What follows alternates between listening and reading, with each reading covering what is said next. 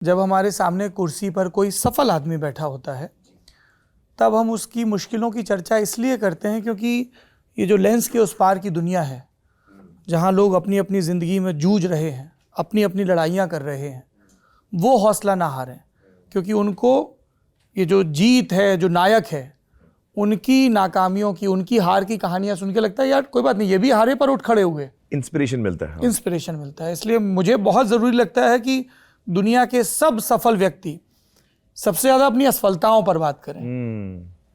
सही है।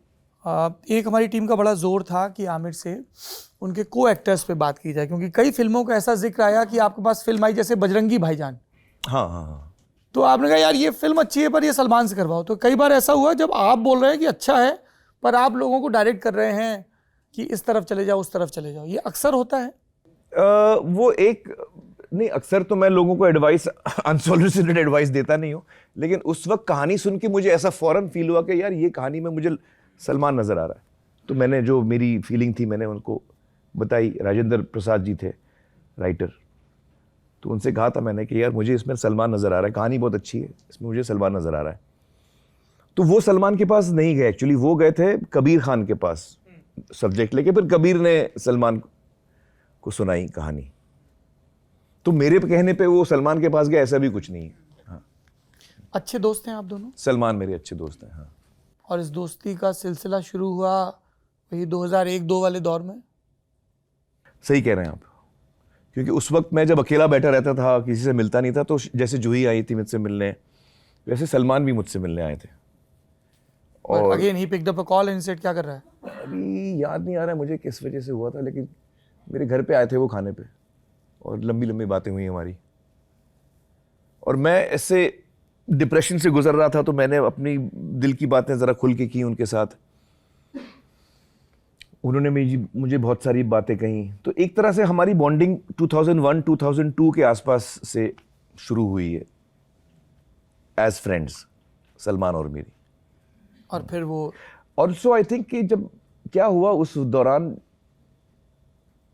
मुझे भी रियलाइज, क्योंकि मैं उस वक्त बहुत हार्ड था, मैं लोगों को माफ़ नहीं करता था और बहुत जल्दी डिसाइड कर लेता था कि यार ये आदमी ने गलत किया है तो मैं इसके साथ रिश्ता नहीं रखूँगा। वो सही नहीं है। ये मुझे धीरे धीरे रियलाइज़ होने लगा कि मेरी खुद की इतनी कमज़ोरियाँ हैं, मैं इतना जजमेंटल होता हूँ। अच्छा, मैं हार्श लोगों के साथ था, अपने साथ भी उतना ही हार्श था मैं, लेकिन मुझे फील हुआ कि यार ये सही नहीं है, मैं बहुत ज़्यादा जजमेंटल हूँ। देखिए, हर आदमी चाहता है कि वो लोग उसको पसंद करें, हर आदमी चाहता है कि वो अच्छी चीज़ें करे, लेकिन जब किसी से कभी कोई गलती होती भी है तो हमको ये समझना ज़रूरी है कि हम उसकी जगह पे नहीं हैं।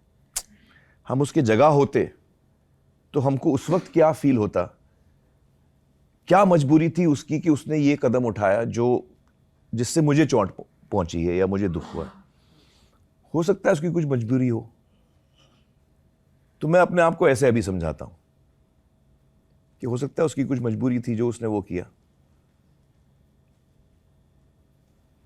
तो फिर सलमान आए, बातें हुई और उसके तो बाद तो जब मैंने फॉर एग्जांपल जब मैंने अंदाज़ा अपना की थी, तो मुझे बड़ी कोफ्त होती थी कि वो टाइम पे कभी आता नहीं था और चीज़ें ठीक से नहीं जाती थी, तो इसलिए मुझे लगा था कि यार पता नहीं।